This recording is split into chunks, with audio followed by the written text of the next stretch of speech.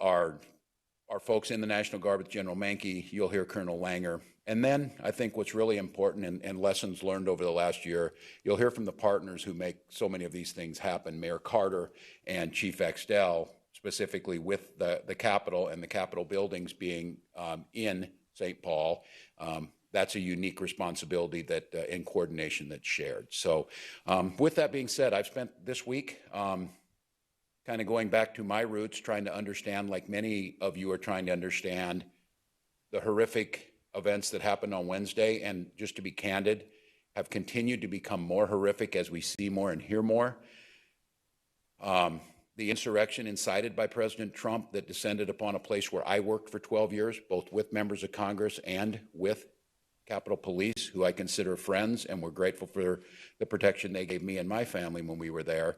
And understanding what does this mean for us and where do we go, both as a short term and listening to the experts on short-term physical security, but a broader conversation of where do we go as a state and a country. And I started over at the History Center because I think it's important as a history teacher to understand what are parallels to this. I'm not sure there is one, quite honestly, of what happened Wednesday, but there are times in history, times in Minnesota history, that called for us to find our better angels and to call for accountability and figure out a new way forward. So from that History Center, I was down in Wasiosia. If some of you are unfamiliar with Wasiosia in Dodge County, is our last standing Civil War recruiting station. And the story is wonderful. The Wasiosia Seminary was home to about 300 young seminarians, started in the 1850s.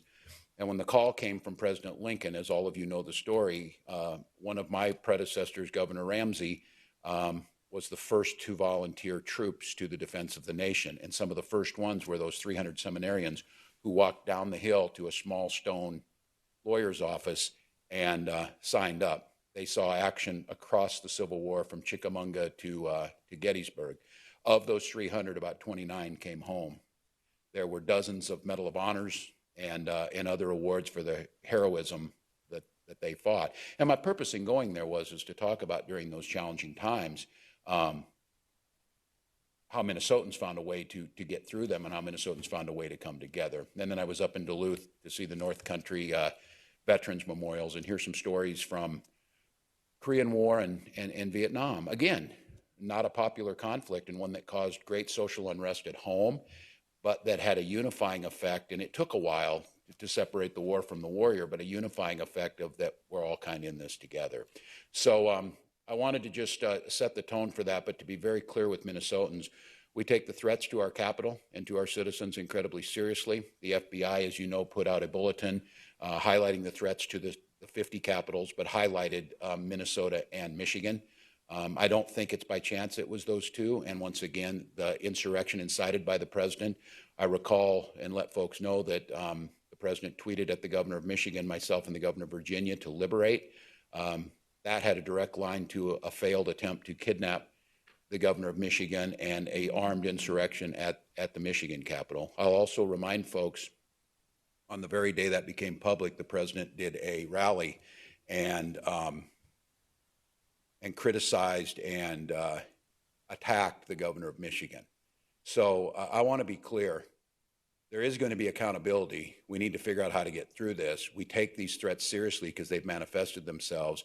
And then I want to make sure that the professionals here tell you the precautions that we put in place. While we take them seriously, I can assure Minnesotans the preparation is as professional as you can get. The coordination is happening. The emergency operations centers are open and coordinating together, and the force structure that the professionals have advised and asked for is being put into place. This has all simultaneously happened while the state of Minnesota is supporting the inauguration efforts. General Menke may speak to that, about the request for Minnesota National Guard. And I'll remind folks about this. We're talking about security. We're talking about threats. We're talking about fences.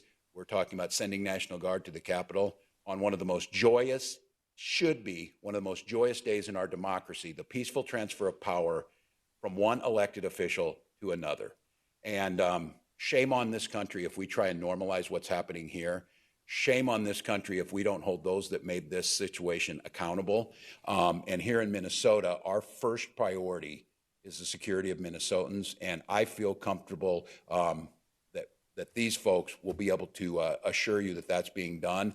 And one of the key parts of that is the long-range vision of Capitol security and that advisory panel that is led by Lieutenant Governor Flanagan.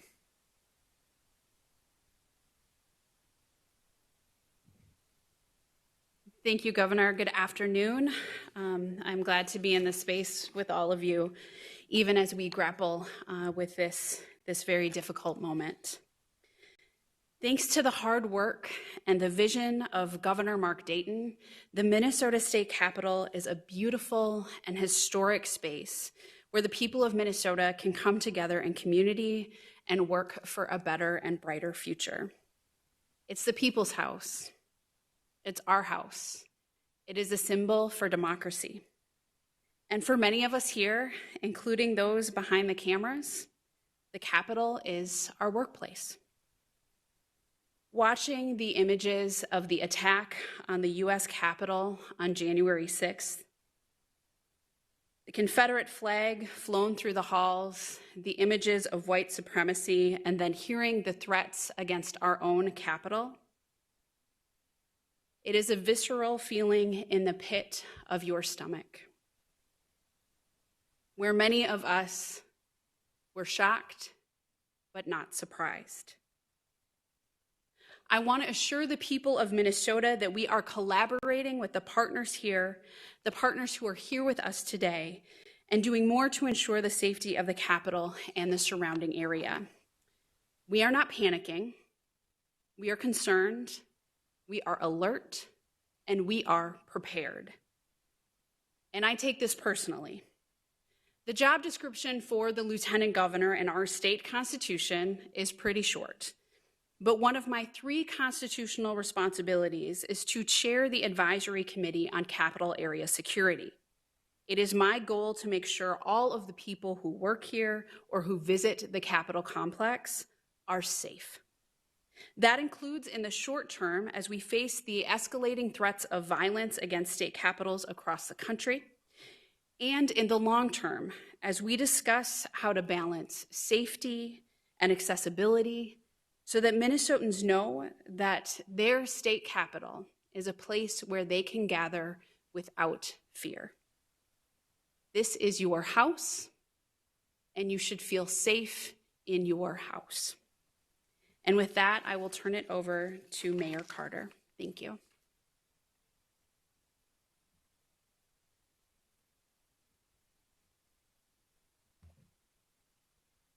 Thank you, Lieutenant Governor. Thank you, Governor.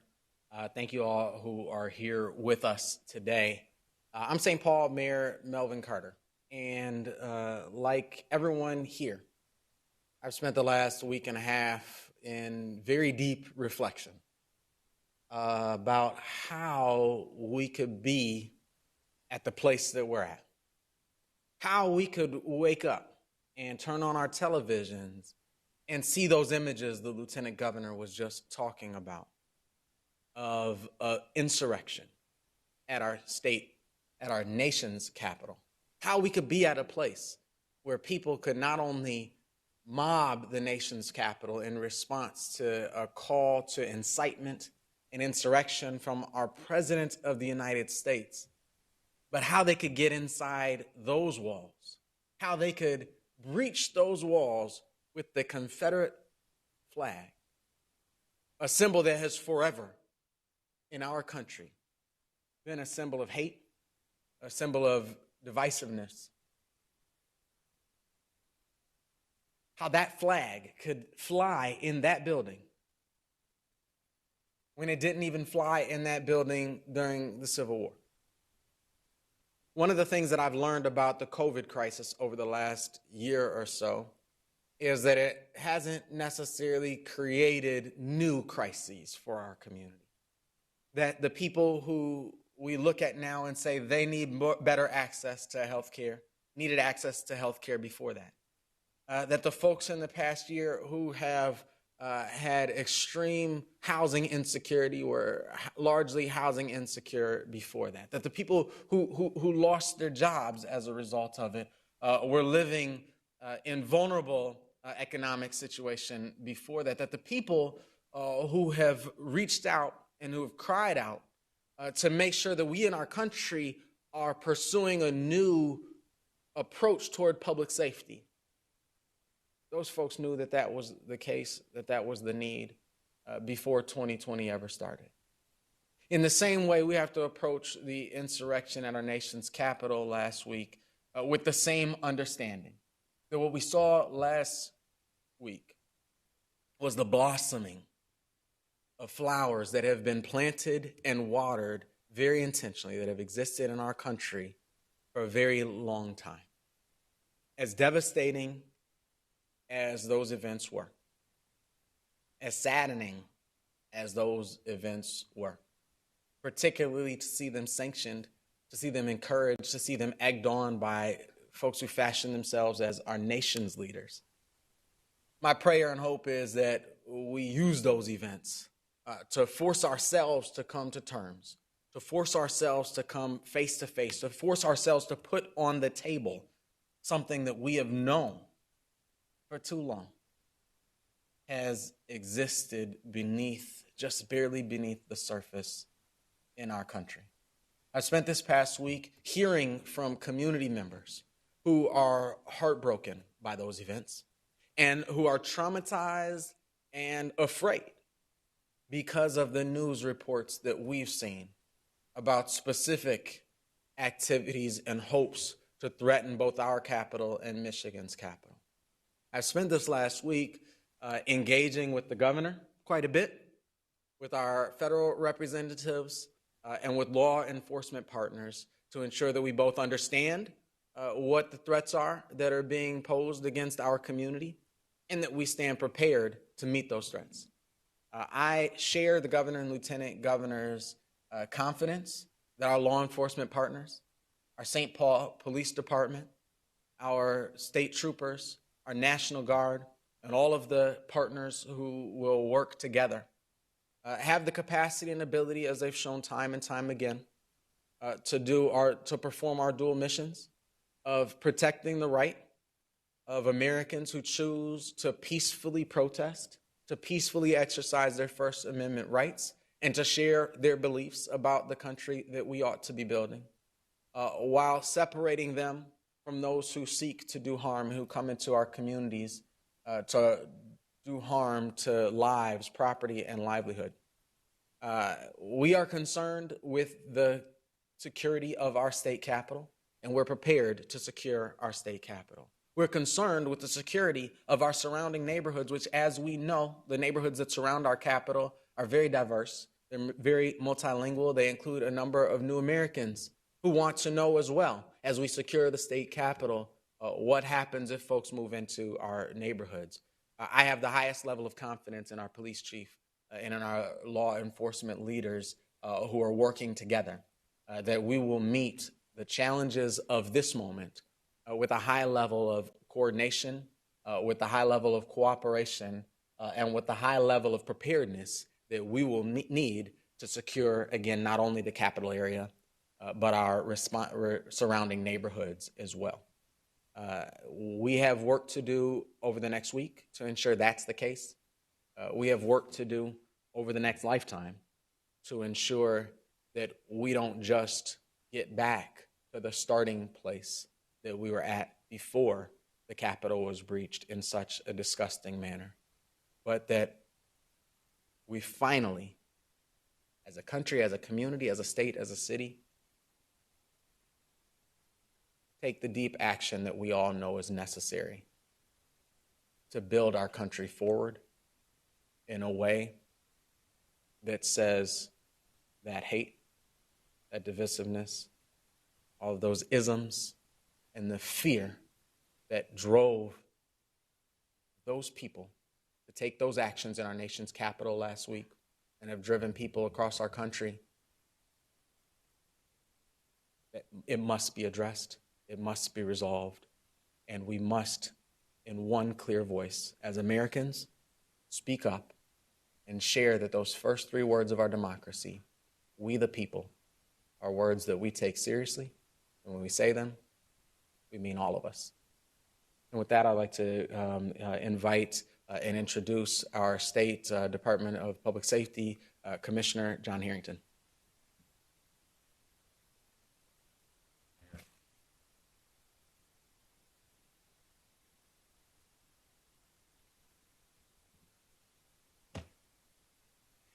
I'm John Harrington. I'm the Commissioner of the Department of Public Safety. I want folks to know that the Department of Public Safety, the State Patrol, and all of the state agencies support the right for those folks that want to exercise their First Amendment rights. But that we also take our responsibility and our commitment to protect life, protect liberty, and to keep the peace just as seriously. DPS, the State Patrol, BCA, law enforcement agencies from all over the state throughout 2020 have worked tirelessly to do that whenever and wherever we've been called from. From the steps of the Capitol to the borders of the Dakotas and to the streets of our cities, we have been there to try and keep the peace. The challenge today isn't any different than that, really, though.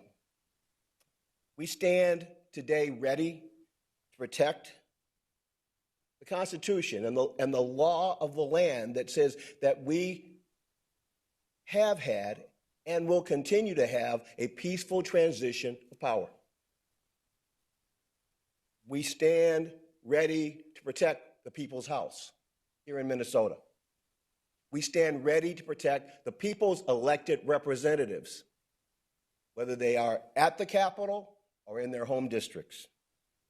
And we stand ready to protect our community. And that word community is writ large. From the Canadian border to the Iowa border and from Wisconsin to the Dakotas, everybody that's in between there is part of our responsibility to keep them safe. We're committed to doing that in partnership with local authorities, and I'm really pleased to see my successor, Chief Todd Axtell, here today with us. But I can tell you that I've had conversations with hundreds and hundreds of police chiefs and sheriffs all over the state of Minnesota as we've talked about how do we keep the peace and how do we keep people safe. I want you to know that the Department of Public Safety is working daily. Literally, it has been way early for me. Every morning, I've been on the phone with my counterparts from the Department of Homeland Security and the FBI and sharing information with the BCA and everybody else to make sure that we have up-to-the-minute accurate information about what threats we may face so that we can take the right steps to prepare to meet them. And I want you to know that we have looked at all the different vulnerabilities around the Capitol and around possible attacks, and no matter how small or how large, we have taken the right steps to stop that from happening. No detail has been overlooked, and that we have got a plan that is both robust, it is resilient. I think this is really important. It's a lesson I've learned from Colonel Langer. We can never do that without also being respectful. Respectful policing is good policing, it is great policing, and it's the kind of policing that the Department of Public Safety says will always be the hallmark of anything we're doing. We will keep the peace in the days that lead up to the inauguration in D.C., and we are prepared to keep the peace as long as it takes. You're not going to have to look for us. There is no end date on keeping the peace. We will be there as long as it takes.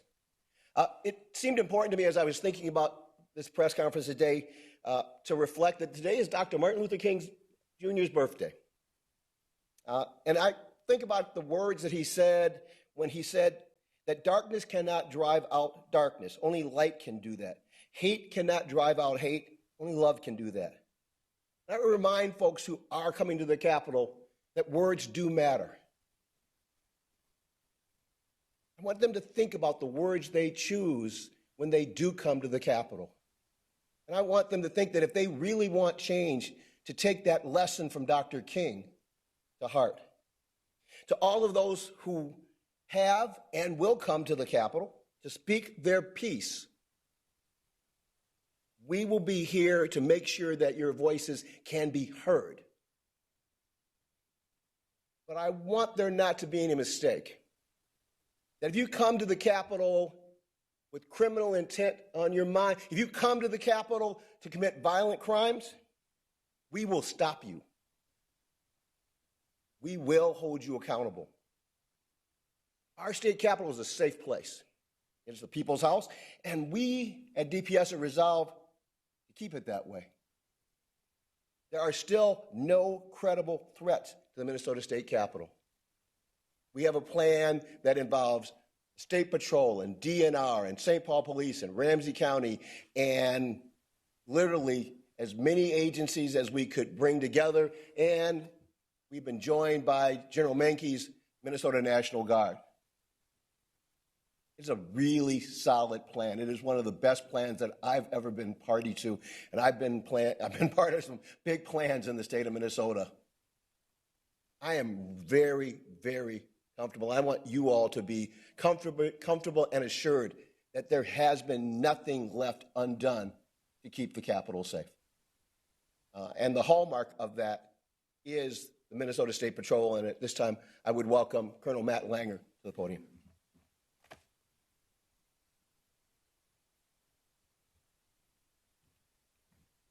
Well, thank you, Commissioner. Thank you, Governor and Lieutenant Governor, Mayor. My name is Matt Langer, and I do have the honor and privilege of serving as Colonel Chief of the Minnesota State Patrol. I don't need to duplicate a lot of what you've already heard, but it is the responsibility of the Minnesota State Patrol to ensure the state capitol and the Capitol complex is secure. It's a job that we take seriously each and every day, always have and always will, but especially in this moment as we're confronted with a new type of threat that we haven't experienced ever, if in recent memory.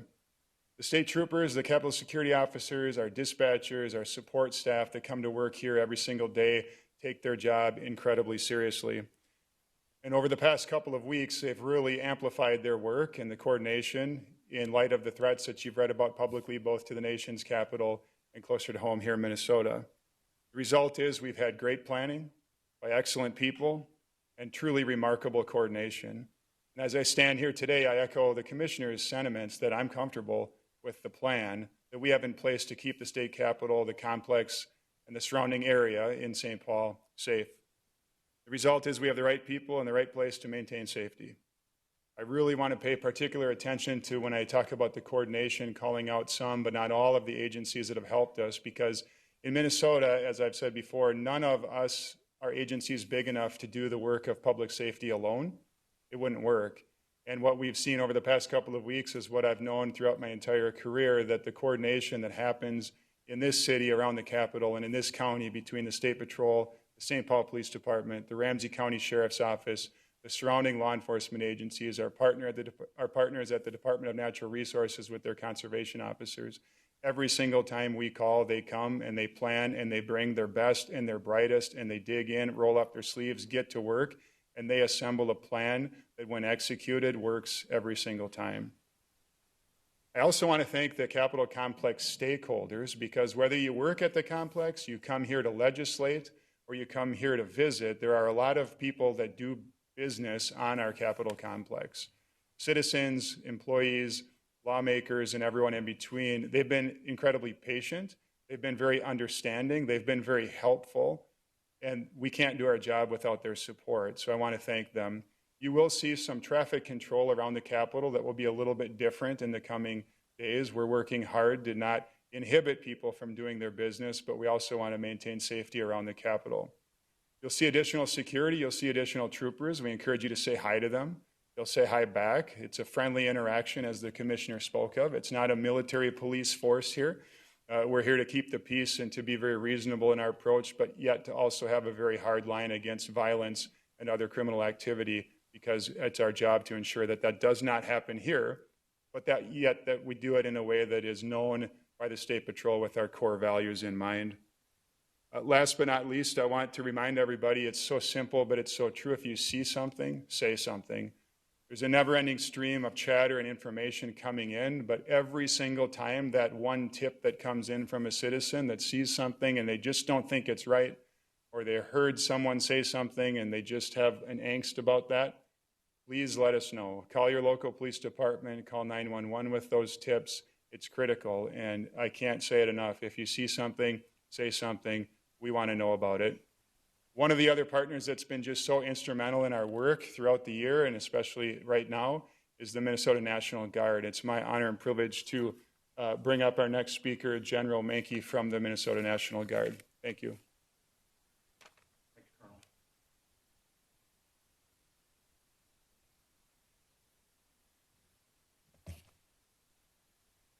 Hey, good afternoon. I'm Major General Sean Menke, and I'm honored and humbled to be the Adjutant General of the Minnesota National Guard.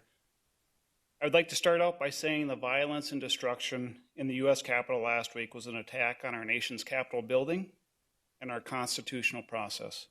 The Minnesota National Guard strongly condemns these and any acts of violence against our democracy, and we will continue to perform our duties in accordance with the oath we swear to defend the Constitution of the United States against all actors, foreign and domestic.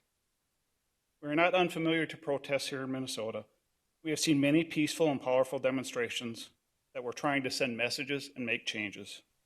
But unfortunately, we have also seen sometimes they escalate beyond the bounds of peaceful protest into the realms of destruction and lawlessness. We are here today to help prevent that from happening again in Minnesota.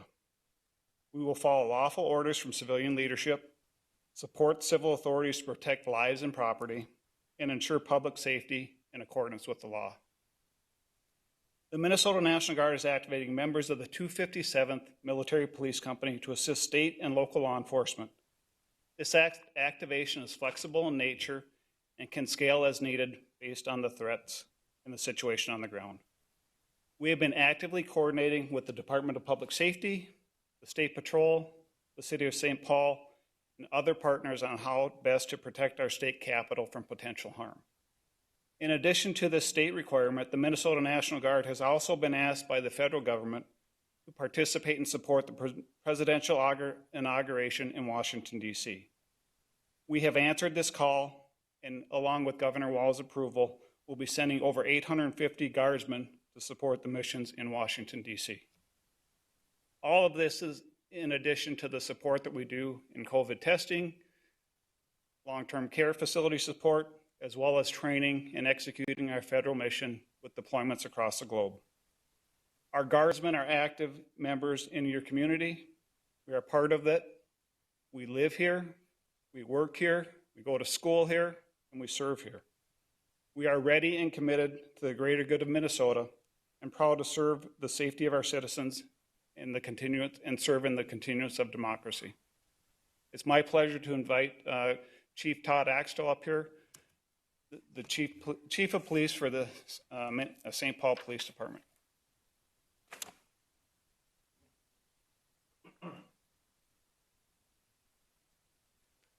Good afternoon, everyone. You know, the mission statement of the St. Paul Police Department is very simple. It's to protect the peace and maintain public safety through trusted service with respect. That is what we do each and every day in the St. Paul Police Department. This has been an incredible year for public safety throughout the nation. It's certainly been an incredible year for public safety in the city of St. Paul and the entire state of Minnesota. The level of hate, vitriol, and the number of occurrences that we've observed this year is something that I have never observed as being a police officer for over 33 years in the state of Minnesota. And I'd just like to take a moment as I reflect on what happened last week in our nation's capital to thank the women and men of the Capitol Police Force and other partnering agencies who battled back for hours people trying to overthrow our government and potentially kidnap elected officials. It's disgusting. It's uncalled for. It's something that I never thought I would observe in my lifetime. And those officers One unfortunately lost his life. Another officer took his own life at a later time. They battled back to protect our democracy and to protect our elected officials. So I want that just us to reflect on that for a moment, how important it is to have the women and men of law enforcement, police services, our partners in the National Guard, to protect that peace and maintain public safety. It's so critically important. And I want to assure St. Paul, whether you live here, whether you work here, whether you come here for entertainment, whether you drive through our streets on the way to and from work, I want you to know that you are safe, you are in good hands, and the planning leading up to the events over the next many days has been extensive. All hands are on deck, not just with the St. Paul Police Department. With our partners here today and many more, certainly the Commissioner of Public Safety, the Colonel of the State Patrol, General from the Minnesota National Guard, our city partners, Mayor Carter, thank you for your leadership and your support. And Governor Walz, Lieutenant Governor, thank you so much for your support and your partnership as we prepare to make sure that everybody not only is safe in the city of St. Paul, but just as importantly, they feel safe in our city. And that's exactly what we will do. We're talking every day with our federal partners, the Federal Bureau of Investigation, Homeland Security, our state intel partners, and our St. Paul Police Department intel unit, working with all of our law enforcement partners to make sure that we have every bit of knowledge available to our officers on the street to keep everyone safe. Much of what I was going to cover has been talked about today, so I'll spare you the time. But I just really want people to understand that all hands will be on deck and we will be safe in the city of St. Paul. This afternoon at 3 o'clock, I'll be getting on a call with capital city police chiefs throughout the country to talk about their preparations. So we're comparing notes and making sure everybody continues to be safe. So with that, I'll turn it back over to Governor Walz. Thank you very much. Thank you, Chief. Well, thank you all. Minnesotans, these are the best at what they do of any place in the country. And I think just as importantly, these are your neighbors. These are the folks that volunteered to do this work. So the rest of us don't have to think about it all the time and don't have to do it ourselves, because that's not the way civil society functions. And so I just wanted to make sure today that we put ourselves in front of you. We laid out the plan as the situation was unfolding, and assure you, as you heard here, we're prepared for this. But I think Minnesotans send a strong message on this. What we saw last week must be condemned in the strongest possible terms. It must be held accountable for those who did it.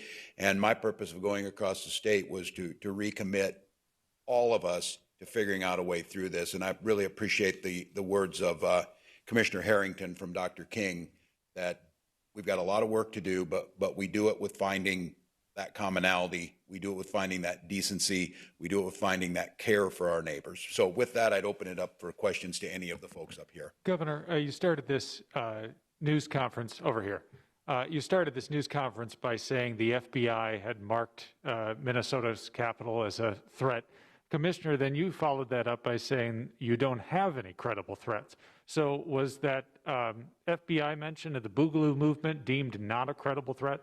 I'm going to let the experts speak on this, because this is a question that I've been asking this week too, of again, part of this is the proper amount of force, taking everything seriously, but making sure that we're not overextending on things that aren't credible. So I'll let John speak to that. Thank you, Governor. What I think is important to understand is that the information that has been discussed and is being repeated is really pretty dated material. This was from a FBI bulletin dated December 29th of 2020, and is in everything else, things change. I was on the phone this morning with Michael Paul, the SAC of the Minnesota field office for the FBI. And he said clearly at the beginning and the end of that briefing that there is no credible, local, immediate threat to the state of Minnesota. That does not mean that there wasn't a threat back in December when that information was developed. And quite frankly, I would say to you that the response we had to protests on January 5th at the Capitol was in fact driven by the information that was in that FBI briefing at that time. But that since that time, circumstances have changed, and we are turning over every rock and looking under every bush to see if there is anything else out there. But I can tell you that the FBI is not finding any credible local threats, that the Department of Homeland Security has said to us there is no local credible threats, and the state BCA has not found any credible local threats. Governor, this week when you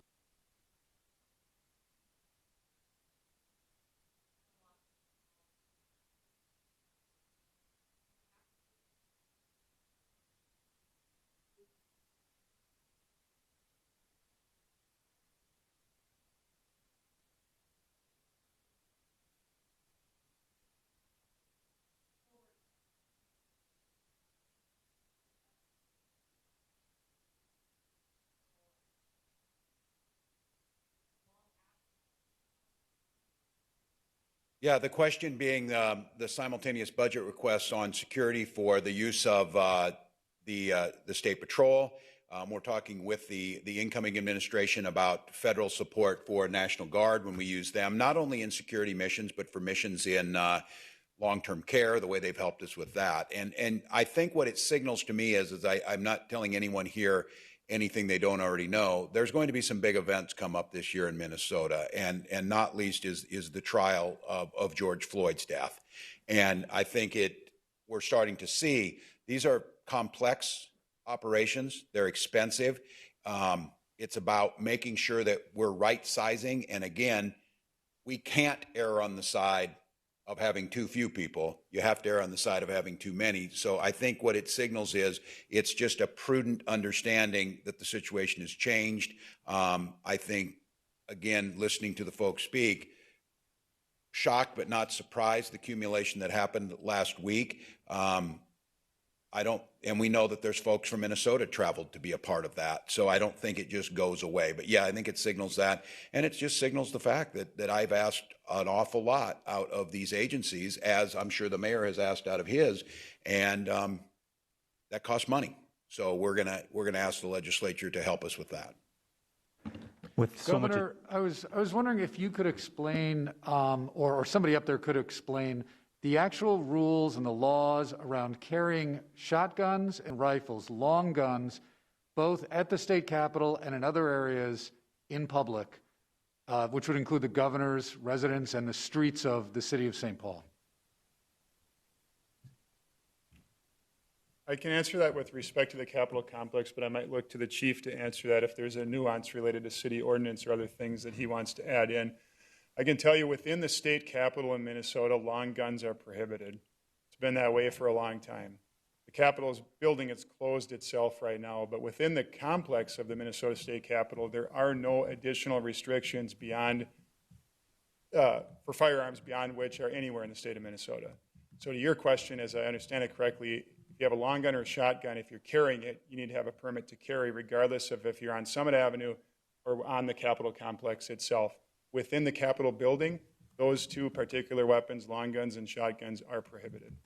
So just to clarify, you can open carry a long gun outside if you have a permit to carry, notwithstanding any other St. Paul ordinance, because there's the transportation rule as well about pacing it.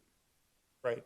So this is a question that we get pretty regularly, and I can ask, the chief gets this question a lot too. The answer to your question is, can you do that under state law? The answer is yes. Transportation within a vehicle is different. For some people, that's a juxtaposition against common sense. That's how the law reads. And Chief, in the city of St. Paul, there's no separate thing that restricts that, just to clarify? That's correct. Now, private businesses, private property can restrict weapons on their property. There is some confusion out there, and I think this is a good opportunity to clarify. When we talk about concealed carry, there is no concealed carry in the state of Minnesota. It's carry. If you have a permit to carry, a legal lawful permit to carry, you don't have to conceal that firearm. So you can have a long gun around your, over your shoulder, or you can have a firearm on your side. There is no need to conceal it under state law. Now, whether that should be or not, that's another topic, but I can tell you that's state law. Thank you. Governor? Dave, I'm going to follow up on that because I am going to jump right into this one. This issue around Second Amendment rights, the issue, and it's no secret that I have been a firearms owner my entire life. But I just want to make very clear, we all know what this is about, and the insanity of some of this. Civil debate, especially at a legislative body, is where we settle our differences on things. The same could be said with your neighbor, and I keep bringing this up. Let's all be very, very clear.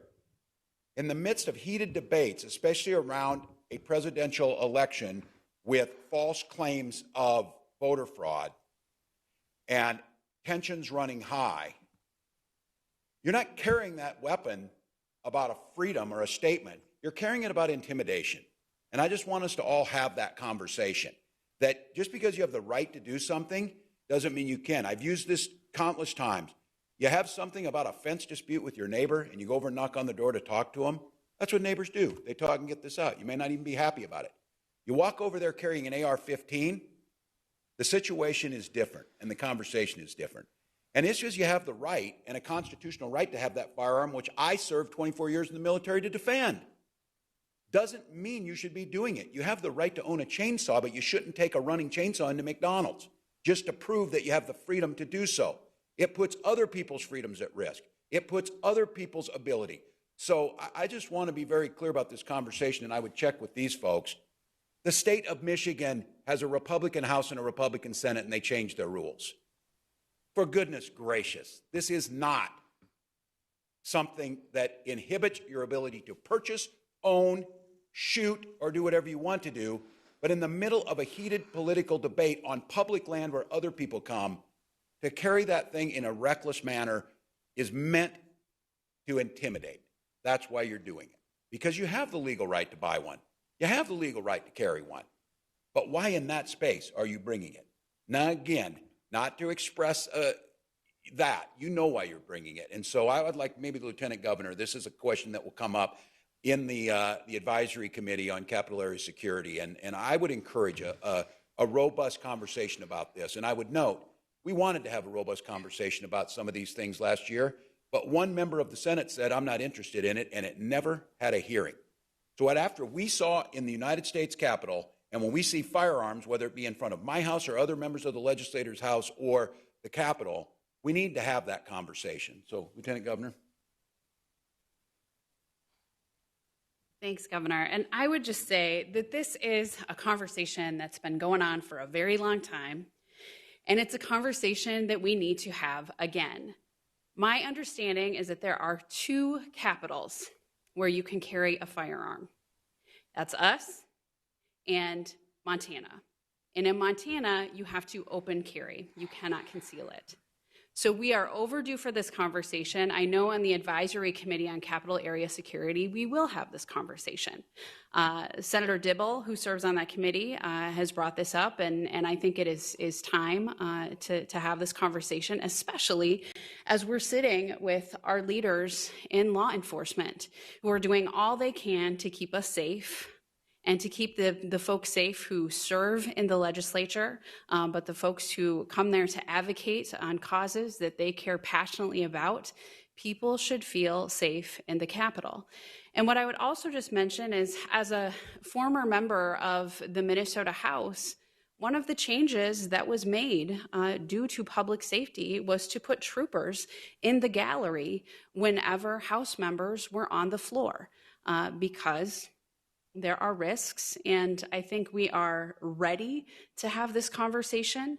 What we witnessed, the attack on the Capitol in Washington, D.C., and the tensions that we're feeling now It's time, and I look forward to having a robust conversation with folks on both sides of the aisle about those needs to absolutely protect people's rights, but also to have that balance with safety. Lieutenant Governor, Michigan, they banned the open carry of guns, but not complete carry of firearms into the Capitol. What's your view on how far the state should go in that direction? I think we need to have that conversation. My job as the chair of the advisory committee is to ensure that we are hearing folks from the House and the Senate, from people on both sides of the aisle, about what they want to see and how people feel safe when they're in the Capitol. As Colonel Langer could tell you, there are a myriad of different safety precautions that are taken at capitals all across the country.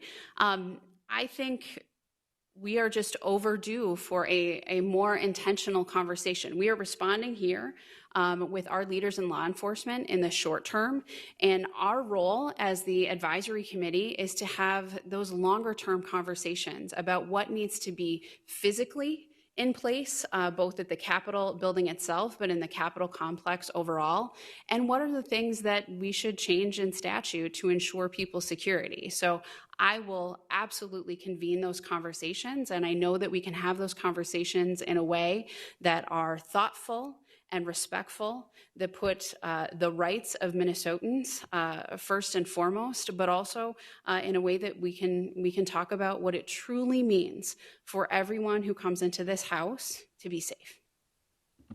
With so much focus on, Mayor Carter, are you going to speak? Yes. Okay. Thank you, and I don't want to take us too far off of the topic. Because of the events that happened last week at the nation's capital, it has keyed us in to the need to think about security and to think about guns, Dave, differently, to ensure the safety of our nation's capitals, of our state capitals. You asked if there was more specific ordinance or policy for the city of St. Paul. And firearms have been sort of crafted out as in the realm of state government. And so that makes it challenging for us to add additional policies on top of that. Although I will say that I want to know what opportunity we may have. As our legislators, and I know that I'm confident that the Lieutenant Governor and the Governor agree with what I'm about to say. As our legislators look at the events of the last week and determine what changes are necessary to keep them safe from gun violence, I would encourage us to ensure that we know that that is the people's house and our job to keep every Minnesotan safe. And I am the mayor of a city that closed the year by losing a 2-year-old to gun violence. And this conversation is very intimate for us and very critical for us. And I just wasn't able to have the conversation about the need for us to take another look at how we engage guns around our state capitol without just speaking up to implore us to take this moment to say every child in our community, every family in our community deserves the exact same level of safety and security that we are rehearsing right now our need to establish at the state capitol. With so much focus on the U.S. capitals or the state capitals around the country, how much concern is there for the surrounding buildings in this area, the surrounding neighborhoods here in St. Paul, and how much of the plan is focused on those areas? Because if the whole plan is focused on the Capitol, maybe, these people may go somewhere else. Right, I'll let the experts. I described it this week as we're talking about it. You squeeze the balloon, it comes out somewhere else. Or are we just driving people to softer targets? And that has been obviously from the beginning taken in. I'll let them discuss how that happens. It's a great question about secondary targets, and it is a question that we have brought up at the Department of Public Safety with both Chief Axtell and also with Chief Rondo over in Minneapolis, with the sheriffs in the two major cities. And the reason I point to those communities in particular is because the dialogue and the aspirational chatter that keeps getting talked about is focused on a very anti-government message. And so we began looking at what those secondary targets would be in terms of the obvious and most important symbols of government, both at the federal, state, and local level. And we have planned for, with the local and county and state authorities, to make sure that they also are part of our planning model. I don't want to go into which buildings or which ones, but I can tell you that both state, federal, local, and county authorities have brought in additional resources to make sure that those secondary areas are protected. And then in addition to that, because we had this whole issue around people showing up at elected officials' houses, we have also enlisted the aid of police chiefs and sheriffs all over the state of Minnesota to work with their local elected officials so that they are already on alert about where those officials live and have already begun thinking about what their response will be. I can tell you on a short personal note, one of the ones that we had that happened in St. Paul, I got the call from the legislature. I called Chief Axtell, and within literally minutes, I was getting a call back from the legislature saying, "Oh, St. Paul police have already arrived," and the folks that were walking around, and tying into the earlier conversation, walking around with open carry, left. But I want you to think about this, and I think this is an important image for you. How would you feel if your kids were at home by themselves? How would you feel if your wife or your husband was at home by themselves, and all of a sudden 20 people with AR-15s and shotguns strapped across their back started to converge on your house? That's what we're facing at this point. And so it's not a theoretical for us. These are matters of life and death, and keeping people safe and keeping them from having unnecessary and completely unwarranted fear. Is a weekend curfew being discussed, Mayor, Governor? No, there has not been any discussion. We have certainly looked at that in the past, but there has not been a discussion based on the current information that we have. Commissioner, I wondered how you go about protecting people. It sounded like you are thinking of a very swift action for any violence that might break out. How do you protect the peaceful demonstrators among violent people? Because we know that in past situations over the last year, people who were peacefully protesting have been severely injured just by being in the wrong place at the wrong time.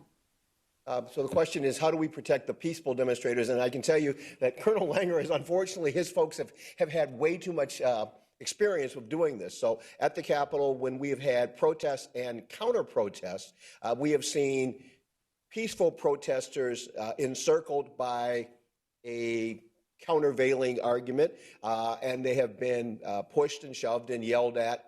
I've also known that some of the members of the media have also experienced that. Our method with that has been to create a buffer zone, and literally we have had to put state troopers or other police officers literally back to back, creating a line between the groups so that we were then the buffer that kept them from being able to get at each other.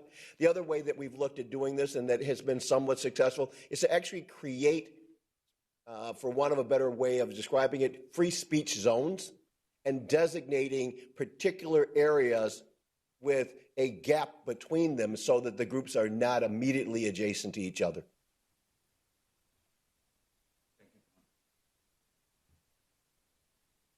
Yes, go ahead, Dave. Clarification for General Menke. 850 National Guardsmen to the U.S. Capitol. How many have been activated to the military police unit in Minnesota?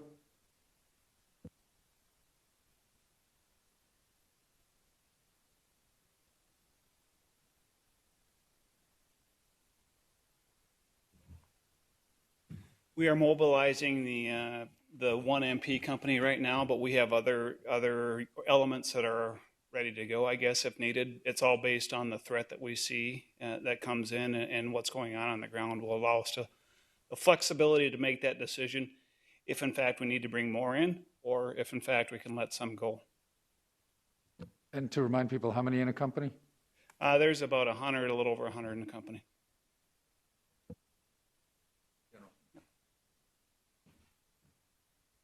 Any other questions? I have a few, but they're not related to this. Sure, we can go Is off that topic. okay? Thank Yep. you. I got a whole list from my colleagues. I can do one at a time if other folks have them. First, I wondered your response to the Senate Republicans' bill that plans to really chip away at your executive powers. Yeah, well, look, whether it be a global pandemic or whether it be a threat, the state of Minnesota's Constitution and the elected officials have codified the legal rights that the governor has. And those have stood up in federal court and state court every single time. Now, if they want to talk about how these powers should be employed, how they should be used, I'm more than happy to hear that. But this conversation happening at this time in the middle of the pandemic makes me think it's because they don't like to wear a mask or they don't like the decisions that were made. That is a separate conversation on what the legal powers are granted by both the Constitution and statute. So I'm certainly open to having that. But as we've seen, instead of trying to work with me and trying to find some of these things, it's just easier to complain. And I'll still come back to this. The emergency powers we're using are doing things like changing some of the regulations to protect veterans at our state veterans homes. Some of the regulations we use are to protect folks so they're not evicted as they're being asked to stay home from their job. And those are the things that should happen. And I would have to say, the language around this issue of emergency powers, when you as a legislature go in front of an angry crowd at a time where we're seeing insurrection, and you tell people that the governor is a tyrant, the governor is unconstitutional, the governor is abusing his powers to take away your liberties, all of those things are untrue. The question you asked is, how do I feel about discussing that? I think there's a time and a place to do that. I'm certainly willing to do that. I certainly think that there's changes that we need to make sure that we're not in a situation, because I'm very honest, for the state of Minnesota, a couple of votes different in the House, and we would have a death rate equal to South Dakota or North Dakota or Iowa, which would mean instead of 5,500 deaths, we'd have 11,000 deaths. Instead of 450,000 cases, we would have 800,000 cases. And so I want to be very clear on what the implications are of doing that. But I'm open to the conversation. I'm simply not open to putting Minnesotans at risk. Governor, can you comment, sorry, can you comment on the Washington Post report this morning that there was actually no vaccine reserves to begin with, and how that might throw a wrench in the state's plans that have already been jolted by the changes in who qualifies for a vaccine? Yeah, and I'm getting it too this morning in communication with other governors. For those of you unfamiliar with this question, the federal government has been charged, if you will, of the botched response to the COVID crisis. It is not debatable that the United States did this more poorly than any nation on earth. With that being said, the states were left, whether it was to find PPE, which, remember, we were supposed to have a strategic national stockpile, that didn't exist. And then in March, the president said, we're going to give everybody who wants a test will be able to get one. And then the next week he said the governors have to do it all. I think the most egregious thing happened this morning. After months of preparation amongst a very frustrated population around very limited amounts of vaccines and trying to ethically and medically figure out who to get it to who are most threatened, long-term care and health providers, states have had to do this on their own. And there's a patchwork of things going on. In the midst of all that, rules have been continuing to change. And one of the rules changed that said who we should vaccinate out of this group in D.C. Well, in Minnesota, that opened up the pool of folks that should get a vaccine up to 2.1 million. I'm all for it. The faster, is it going fast enough? No, it can never go fast enough. And then we've been saying that. But our dosage was 60,000. So I, along with 6 other governors, sent a letter asking, why does it make sense to be holding back this reserve? Because they told us, do not plan for your second doses. You don't need to hold them. We are holding them in a storehouse in reserve, and we'll send them to you. For 4 months, we planned on that, and they told us that. And I and my team spent hundreds of hours doing that. We sent the letter this week and said, don't hold them back, release them. They said, okay. They were lying. They don't have any doses held back. There is no strategic supply for the second doses. So in answer to your question, we were on early this morning. We will continue to do what we've had to do, clean up the mess that the federal government leaves us with. The implications for Minnesota and for Minnesotans is it will, as we said, we were already in a situation where the shortage from the federal government, I have 2.1 million of you in line, and they gave us 60,000. I can't go and buy them somewhere. I can't beg them from somewhere. I can't even have them shipped directly to me. They ship them to CVS, ship them to Walgreens, ship them to the hospitals. The small amount that I get, I can try and direct the best we can. With that being said, we've got a plan in place to use the dosages that we have. We're 5 days away from this disaster going away. We saw, for the first time since the pandemic started, a cohesive long-term plan to address both economics, health, safety, and the state's needs to be able to implement this. This is a process akin to putting a man on the moon. And it was described last night by the president as one of the biggest undertakings since World War II in terms of logistics. But somehow we've got folks that simply think they can just magically appear, or it's like, putting flyers on people's cars. It is so complex and so detailed, and to have this happen. So I'm doing this in real time with you. I have been frustrated at times beyond belief, but this one is so far beyond the pale to be almost unimaginable. And I'm going to call it. Where did they go? Who's going to be prosecuted for this? What are the states to do when they've been lied to and made all their plans around this? I don't know the answer to those yet, but here in Minnesota, the vaccines we have and the distribution that's set up is strong and robust. We are going to lean into those changes that were made on Tuesday, and we already have, that hospitals are moving beyond 1A. I can tell you this, that skilled nursing facilities and the contracts for that, I was on the phone last night with the leadership of Walgreens and CVS. Skilled nursing facilities in Minnesota will be done by Monday, this coming Monday, and long-term care facilities, the thousand some of those, are scheduled to have those done on the 30th of January. So that process is moving. The next 1B that we will be announcing in the next several days, we're going to have to go back and reevaluate what this news means, what it meant for the promise that we were going to get, and what it meant for the planning that we were going to put forward. But I am hopeful that this new commitment, this idea that this, again, we're at the highest number of deaths and highest number of cases. It did not need to be this way. Nations like Taiwan of 21 million people have 757 cases and 7 deaths, and their businesses have been open because they tested and contact traced and protected their hospitals and did things right. This was an abject failure, and now they've added a final, unimaginable injustice by not doing what they said they were going to do and leading us down that. So more to come on this. I think you can expect, Teddy, I don't know if I'm forecasting anything, early next week, there'll be a much more detailed, strictly focused on vaccine plan that was already in place and the adjustments because of this. So just one follow-up. Sure. I'm so sorry.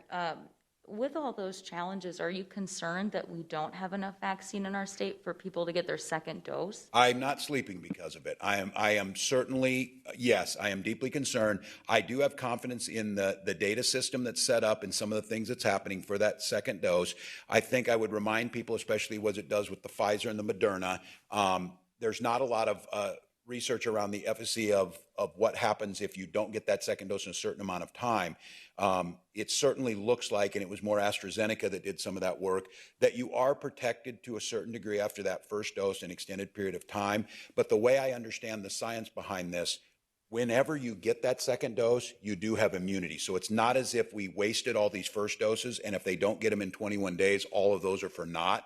It's not true. If you get that on time at 21 days, that's the ideal time to get it to get full immunity. But if you get it in 200 days, you'll still get full immunity at that. But our goal needs to be to not allow that to happen, because the only choice we have in this country now out of this is massive distribution of the vaccine, because it's been so messed up. And so our way of getting out of this, now I feel much more confident because long-term care and health providers in 1A are reaching the end of that and the second doses that will come in. But here's the problem again. I've got 2.1 million Minnesotans saying, whoo-hoo, get us the vaccine. And everybody's out there, and all of your newspapers are saying, why aren't you getting them out there faster? I could show you a chart up here what 2.1 million looks like, and I got 60,000 doses. Now I've got to figure out how many of those 60,000 doses I've got to make up that they promised me were going to be for those second doses. So yeah, it's a catastrophe of what they've done. But the technology's there. The new administration has pledged 100 million doses and in arms in the first 100 days. That type of scale and going keeps Minnesota moving towards that return to normalcy sooner. And again, just to be candid, the things that we're going to now have to recommit to during this, the masking and the social distancing, we're at day 15 since New Year's Eve, and we haven't spiked out. We stopped coming down, but we haven't spiked out. And there's some really good signs. Hospital usage is way low. And just for example, today, out of 46,000 tests, our case positivity rate, it's a one day, don't make anything out of it, but it's a one day, it was 3.5. I think it's been 7 months since we've seen 3.5%. So it's good news right now that the hot spot is not in the upper Midwest Great Lakes, and that might buy us enough time. But we got work to do because of this. You're looking at buying doses straight from the companies now? Is that even possible? I don't think it's possible. I brought it up. I'm turning over every stone. I talked to Governor Whitmer, and we said maybe we can buy them. Here's the thing. They're super expensive. There are tax dollars. Who the heck has the money for those 50 million? Where did the money go? Who did it? We've explored it. It's super expensive to do it. But I got to tell you now, I have to turn over every stone. I can't count on them to do it. So I brought up with Governor Whitmer as a suggestion. But it's going to be hard. And the question is, would they even do it? Because again, I think folks got to keep in mind this. Pfizer and Moderna, along with AstraZeneca and Johnson & Johnson, they have contracts to countries all over the world. And as a human being, we should be concerned that folks, whether they be in Zaire or whether they be here, they got to get their vaccines at some point. And this whole thing, once again, they've created this absolute mess where the whole world's rushing instead of this coordinated effort. So, I mean, I'm pretty fit to be tied over this one. So I don't know if it's possible. I made a suggestion that it might be, because I'm asking my team to turn over every stone. Yeah, Governor, in terms of rollout, I'm sure you've heard Governor Tony Evers has mobilized some mobile clinics to vaccination labs, I believe. Are there any plans for our state like that? Yeah, we've certainly, we've been going on that. I would guess they'll probably reevaluate after the news today, because again, you can set this up if you don't have any vaccines to put into arms. Yeah, I think that's what because again, some of you saw this last week, our testing model is the strongest in the country, and that is predicated on a lot of these local test sites being open and to be able to move some of those right away. So those plans have been in action. It's just implementing them is so difficult to predict because of this unpredictability of the administration's ability. Keep in mind, they promised 20 million. We were told we would have 593 by the end of December. It's just gone down every week, and they've not got them out. And now this, gut punch that, again, I was taking the victory lap. When 7 governors said release that, and they said yes, I said, all right, we're making progress. They knew when they told us they were going to release them, they didn't have any. Who does that? Who is the secretary? What does Secretary Azars think? You don't think people are going to find out? They're not going to show up here, but it's been the same thing. We'll just blame the states. We'll just blame the states if it doesn't show up. I assume that that's what the plan was. But boy, those who say we need to move on and stuff like that, I'm not a big move on person when there needs to be accountability. And I would hope that we find out, especially on this one, where those vaccines went. I have one more, sorry. Aside from supply, are there any other barriers to vaccinating people, and how are you approaching those to overcome them? Yeah, the question was about barriers to vaccinating folks. It's how do you think about who gets in line? And I think all of you are thinking about one of these clinics. Go ahead and just imagine this right now. I'll go ahead and help you write your stories for next week. We say there's a clinic and we open up a website and you're able to sign up. and all of the available slots are taken in 90 seconds, and everybody else, the 2 million who sign on, get a, I'm sorry, the vaccine doses are done. Now that turns into a story, what happened? I have been told, like whenever we do those things, those are barriers. Our websites get massive traffic, and if we open up some of those and we have to keep the data around who we vaccinate and how we get those appointments, it's been brought to my attention that, and I mean, I get why you do this. There are bots, including news organization bots, that refresh our websites 90 times in a minute, eating up all that bandwidth. So if all of a sudden next week we announce there's going to be clinics, and if you're 65 and over, you can get a shot, come here to get your appointment.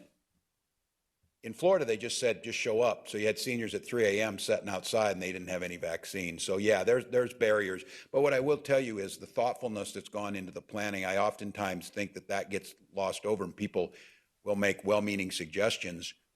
Why don't you just bring those vaccines in as people are waiting in line at Target, give them shots.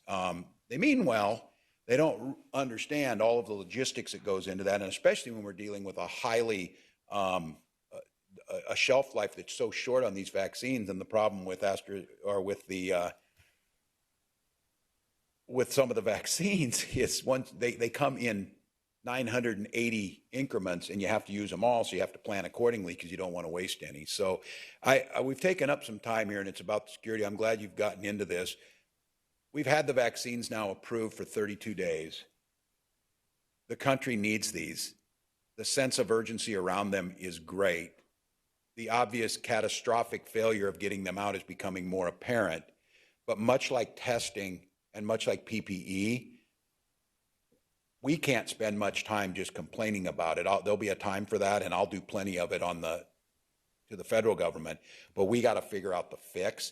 I think the good news for Minnesotans is our partners in this, the healthcare systems, are incredible partners. They're trying to find solutions.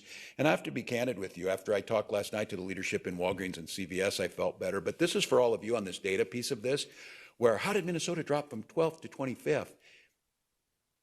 1 week is 25% of the time we've been vaccinating. We get our vaccines at a different point in the week than others. And I found out last night that when one of our major healthcare chains gives the vaccine, there's a 3.4 day delay till that shows up. So we've been having this discussion around how come we're not moving faster, and it's around data lags and some of that. Think about this.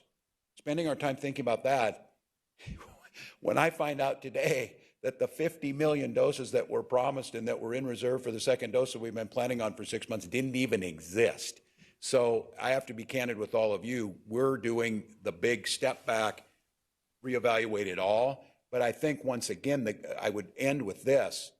That same exact thing happened around testing. And what came out of that was a really unique partnership between the healthcare systems, University of Minnesota, the Mayo Clinic, State of Minnesota, and now recognized as the most robust. What came out of that is the state creating its own strategic national stockpile of PPE. And now we have that and are prepared for the next pandemic should we need it. And I would just assure Minnesotans the next thing that we're obviously going to have to do is do that with the vaccine. But here's the difference. The first major policy speech given by the next president, who will be in 5 days, was focused exactly on this, exactly what we've been asking for, exactly on the fixes.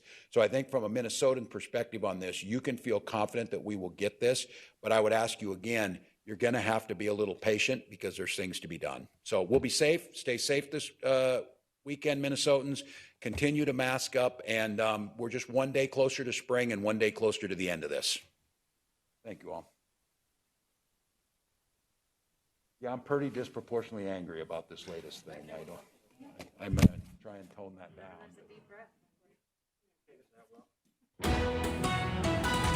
This has been a WDIO News Special Report.